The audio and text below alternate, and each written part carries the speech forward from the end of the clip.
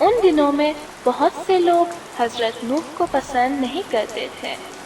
جب سے حضرت نوح پیغمبری کے عہدے پر آئے اور لوگوں کو بتوں کی عبادت کرنے سے روکا، لوگ نوح سے بد اخلاقی کیا کرتے تھے۔ جب نوح لوگوں کو ایک خدا کی طرف دعوت دیتے، وہ ان کی بات کو قبول نہیں کرتے تھے اور کہتے کہ ہمارے نزدیک تم کوئی مقام نہیں رکھتے ہو، جو کچھ کہتے ہو وہ سب جھوٹ ہے، تم ہماری طرح ایک انسان ہو، کس طرح ممکن ہے تم خدا کی طرف سے بھیجے گئے ہوگے؟ ان میں سے بعض لوگ اپنے بچوں کو نوح کے بارے میں بتاتے اور ان سے کہتے کہ اس بوڑھے مرد سے حتماً ڈرو، اس کے نزدیک نہیں جانا، وہ پاگل ہے، تم کو فریب دے گا، خبردار اگر تم نے نوح کی بات کو مانا اور اپنے خدا کو چھوڑ دیا۔ لیکن بچے اپنے والدین کی ان حرکتوں سے حیران ہوتے، کیونکہ نوح ہمیشہ ان بچوں کے ساتھ مہربان رہتے تھے، کسی کو بھی کوئی تکلیف نہیں دیتے تھے۔ وہ خود یہ سب اچھے سے دیکھتے تھے کہ جب نوح ان کے والدین کے ساتھ گفتگو کرتے ہیں اور ان کو یکتا پرستی کی طرف دعوت دیتے ہیں تو کس قدر یہ لوگ ضد کرتے ہیں اور دوبارہ بتوں کی عبادت کرنا شروع کر دیتے ہیں، اور اس حد تک مغرور تھے کہ سوچتے بس ان کا کام صحیح ہے، یہاں تک کہ نوح کی باتوں کو نہ سننے کے لیے عجیب و غریب طرح کے کام کیا کرتے تھے۔ مثال کے طور پر اپنی انگلیوں کو کانوں کے اندر ڈال دیتے یا پھر اپنے کپڑوں کو کھینچ کر اپنے سروں پہ اوڑھ لیتے تھے۔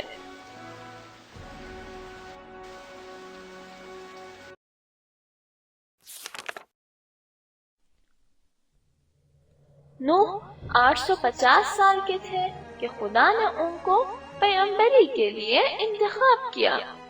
وہ جب یہ دیکھتے کہ لوگ اس قدر نادان ہیں کہ یکتا پرستی کے جگہ بتوں کی پرستش کرتے ہیں تو نوح کے دل میں لوگوں کے لیے رحم آیا۔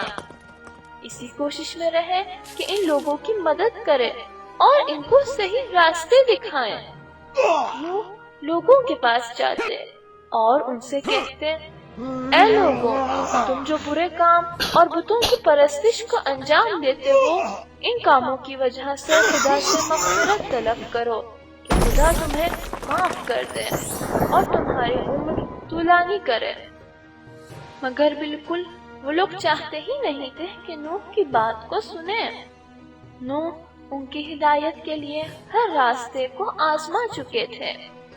بعض اوقات جب وہ سب مل کر بیٹھتے تو نوح ان لوگوں کے پاس جاتے اور ان سے کہتے، اے میری قوم، ان برے کاموں کو چھوڑ دو، جو کام تم لوگ کر رہے ہو وہ خرافاتی اور اشتباہ ہے، میری بات کو سنو اور وحدہ لا شریک خدا پر ایمان لے آؤ۔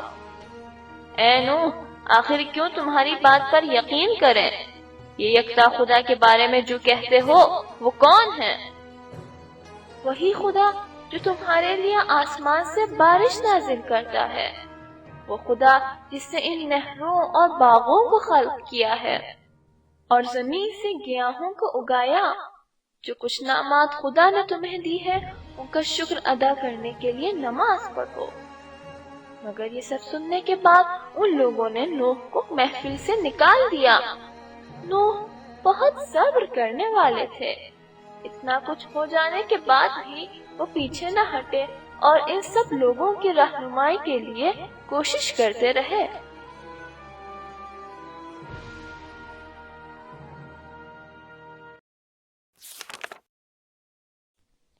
نوح لوگوں کے ساتھ بار بار مہربانی کے ساتھ بات کرتے رہے اور ان سے یہ گزارش کی کہ وہ سچوں میں سے ہو جائیں، فقیر اور کمزور لوگوں کو تکلیف نہ دیں۔ لیکن ان میں سے کسی نے بھی نوح کی بات کو نہ مانا، بلکہ اس کے مقابل میں دھمکی دی اور کہا کہ اگر تم نے اسی طرح اپنے کام کو جاری رکھا تو ہم لوگ تم پر پتھروں کی برسات کریں گے۔ یہاں تک کہ اکثر ایسا ہی ہوتا، یہ لوگ نوح کو بہت بے رحمی سے مارتے اور زخمی حالت میں بے ہوش زمین پر چھوڑ کر چلے جاتے۔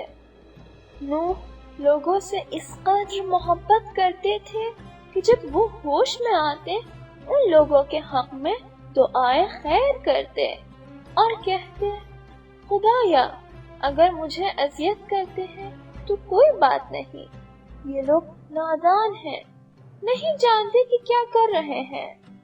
دوبارہ بغیر تھکاوٹ محسوس کیے ان لوگوں کے پاس جاتے اور